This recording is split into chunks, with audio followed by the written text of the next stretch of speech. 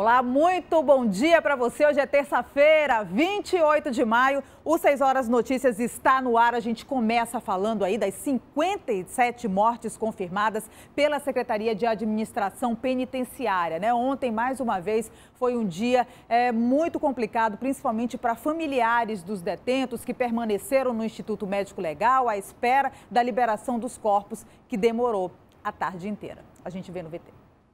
O desespero e a revolta tomaram conta dos familiares na entrada do complexo penitenciário.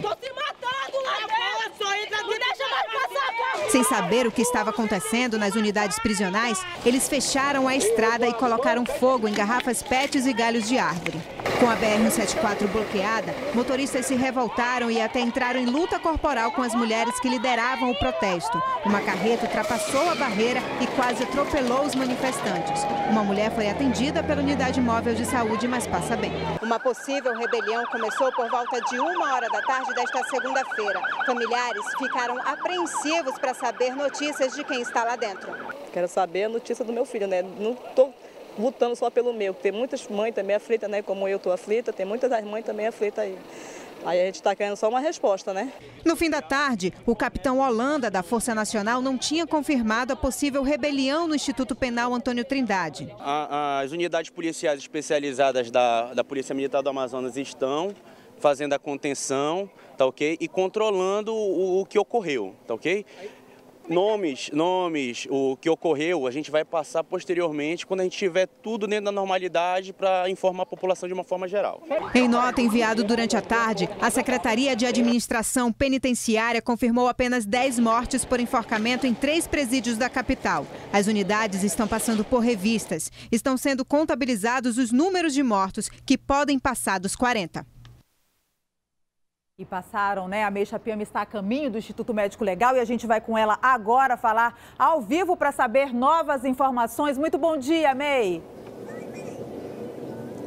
Bom dia, Mariana. Bom dia, Juliano. Bom dia a todos que acompanham o 6 Horas Notícias. Nós estamos a caminho do Instituto Médico Legal para acompanhar a liberação dos corpos dos detentos que foram assassinados na tarde desta segunda-feira em presídios aqui da capital. Ao total, foram 42 presos que foram assassinados somente ontem em todos os presídios aqui de Manaus. Ontem nós estivemos no Instituto Médico Legal para acompanhar a liberação dos outros corpos, dos 15 detentos que foram assassinados no domingo, mas ainda por volta de 1h da tarde, quando nós saímos do Instituto Médico Legal, apenas um corpo havia sido liberado. Então nós vamos acompanhar essa movimentação dos familiares, dos corpos sendo liberados, caso eles sejam liberados, né? Porque no total somos 57 corpos. A gente vai ver como é que está a estrutura do Instituto Médico Legal. Nós estamos já próximo ao IML, então daqui a pouquinho nós traremos todas essas informações, vamos checar lá se houve mais liberações ainda na tarde de ontem, como serão essas liberações dos outros detentos que foram assassinados ontem, né, dos 42 detentos. Então, qualquer informação nós traremos a qualquer momento. Mariana, Juliano, eu volto com vocês. Obrigada, May Chapiama, ao vivo, trazendo as informações para a gente. Ela estava falando aí a questão do Instituto Médico Legal, inclusive a Secretaria de Segurança Pública vai fornecer aí câmaras frigoríficas para auxiliar aí nessa questão dos corpos no Instituto Médico Legal. Ontem, o governador Wilson Lima se pronunciou por meio das redes sociais, falou a respeito do massacre aqui no Amazonas e a gente confere agora. Na tarde dessa segunda-feira, eu conversei com o ministro Sérgio Moro, que vai encaminhar uma força-tarefa ao Amazonas para reforçar o trabalho que vem sendo feito pelo Grupo de Intervenção Prisional, que inclusive no domingo deu uma resposta muito rápida. Em 3 minutos já estava na unidade prisional e em 45 minutos a situação já estava controlada. Na segunda-feira, as forças de segurança fizeram uma revista nas unidades prisionais, a recontagem dos presos, separaram aqueles detentos que estavam ameaçados de morte, pelo menos uns 200, e já identificaram os mandantes desses crimes. Já pedi para o governo federal que eles sejam encaminhados para presídios de segurança máxima. E aqui ressalto que não houve nenhuma fuga nenhum parente de detento foi ferido ou servidor público. Não houve a entrada de arma de fogo ou de qualquer objeto que não fosse permitido nas unidades prisionais. E aqui ressalto o compromisso do governo do Amazonas de continuar trabalhando com rigor e disciplina para garantir a segurança. Está aí a declaração do governador Wilson Lima, que foi anunciada ontem nas redes sociais. O governador que cancelou a agenda que iria cumprir em São Paulo, né? Retornou a Manaus aí na madrugada de hoje em voo comercial. Essa mudança de planos aconteceu diante da gravidade dessa matança que vitimou 57 detentos em presídios aqui do Amazonas, como a gente mostrou agora há pouco. O governador confirmou que integrantes da Força Tarefa de Intervenção Penitenciária chegam ao estado hoje. Ele teve uma conversa, inclusive, com o ministro Moro, Sérgio Moro, né? E essa força vai atuar nas unidades prisionais. E olha só, ontem também houve uma coletiva. O Ministério Público do Estado recomendou ao governo que realize o quanto antes a transferência de líderes de facções criminosas que estão presos aqui no Amazonas. Esse pedido foi realizado logo depois desse massacre dentro das unidades prisionais aqui em Manaus. O Ministério Público diz que essa medida é para tentar amenizar o quadro da crise no sistema prisional do Estado. Também a transferência seria uma das principais formas de minimizar a possibilidade de novos confrontos entre as facções criminosas. O Ministério Público também reforçou o pedido para que as revistas sejam realizadas nas prisões constantemente. Todas essas mortes registradas tiveram sinais de estrangulamentos, né, provenientes do uso de lençóis, além do uso de armas brancas como estoques, principalmente o uso de escovas de dente com a ponta afiada, né? Os presos usaram aí as escovas de dente para serem utilizadas na perfuração das vítimas. O MP disse ainda, né, durante a entrevista coletiva ontem à noite, que os confrontos têm uma particularidade, né, que faz destoar de outros confrontos recentes que foram realizados no sistema prisional amazonense. A informação que a gente tem é de que houve um confronto entre lideranças de uma mesma facção criminosa que atua aqui no estado e não entre facções rivais. Em 2017, um confronto entre membros, já foi o contrário, foi entre membros de facções diferentes, resultou na morte aí de 56 detentos no Compage, agora 57 mortos entre domingo e segunda-feira. E em 2017, né, esse massacre foi a questão de reclamações por conta da superlotação, a revanche entre as facções rivais. Então há aí uma força-tarefa vindo aí enviada pelo ministro Sérgio Moro a pedido do governador Wilson Lima, né, que chegou a Manaus já nessa madrugada, cancelou a agenda, como a gente disse agora há pouco aí, para tentar a transferência também desses líderes das facções criminosas que atuam nos presídios aqui da capital. A gente tem uma outra informação agora, que um dos mandantes do assassinato do cabeleireiro João Felipe Oliveira Martins, de 23 anos de idade, a gente deu aqui na TV em Tempo esse caso, ele foi morto em Manaus em agosto de 2017. O mandante do crime está na lista dos presos que foram mortos dentro de presídios aqui no Amazonas. Nessa segunda-feira, né? Diego Sabino de Araújo, é o vulgo Coqueirinho, ou Olhão, como era chamado.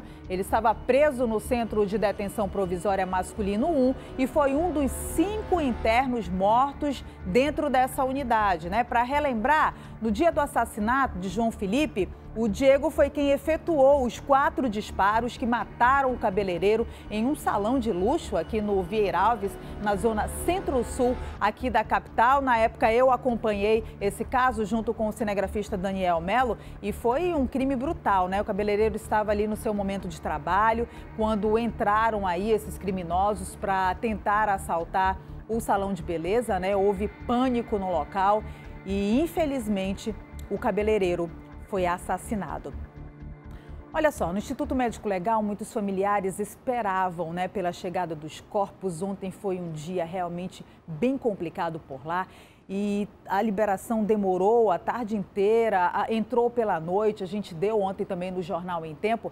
E depois das novas mortes da segunda-feira em 4 unidades prisionais aqui da capital, a Secretaria de Segurança Pública informou que vai transferir pelo menos 29 presos tidos como líderes das facções criminosas.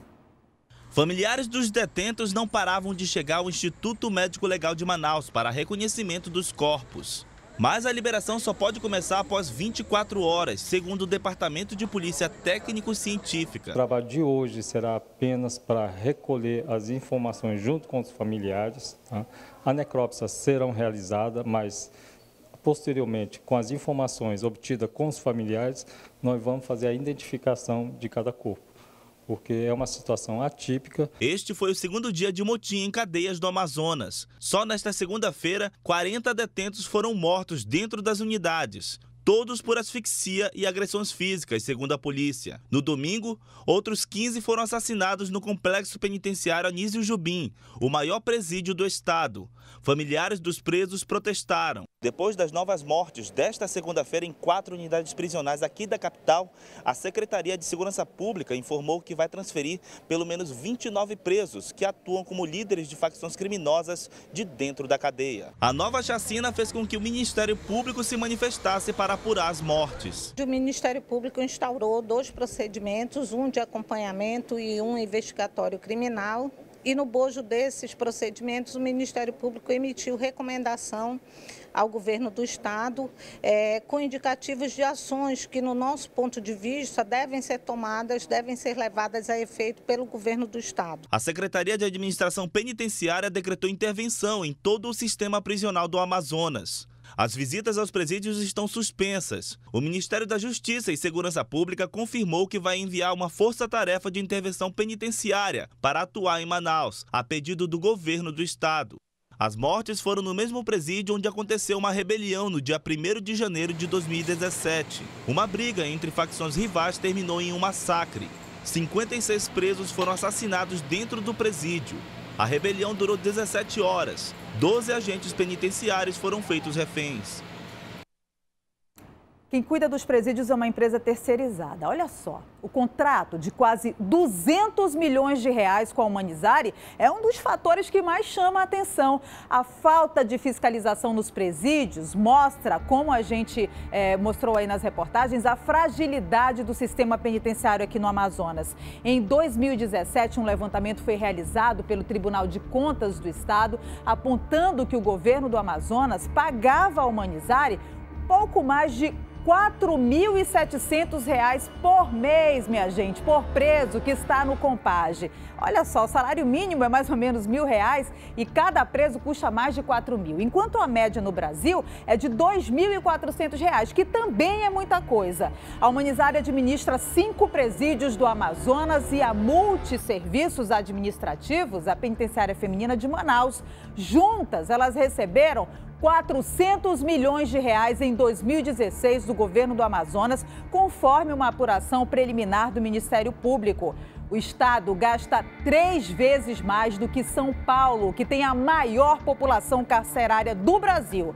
Um estudo da SEAP apontou que, em média, 48% dos presos aqui no Amazonas voltam a cometer crimes, né? Vão para as ruas e voltam a cometer crimes aí após passarem por uma unidade prisional. Você imagine só um preso custar R$ 4.000 no estado do Amazonas, minha gente. Um salário mínimo de um trabalhador é R$ 1.000 e o preso custa mais de R$ 4.000. É um absurdo. Bora pro IML, que a Meixa Piama tá lá ao vivo, já chegou para dar as primeiras informações na manhã dessa terça-feira. Vamos lá, Mei, o que a gente tem de informação aí já sobre os corpos dos presos no massacre aqui em Manaus? Pois é, Mariana, nós chegamos ainda há pouco aqui no Instituto Médico Legal e já temos informação que dos 15 detentos que foram assassinados no domingo lá no Compage, 8 já foram liberados e 7 estão aguardando a liberação de alguns exames, estão fazendo exames para a liberação do corpo. Alguns familiares já estão aqui no local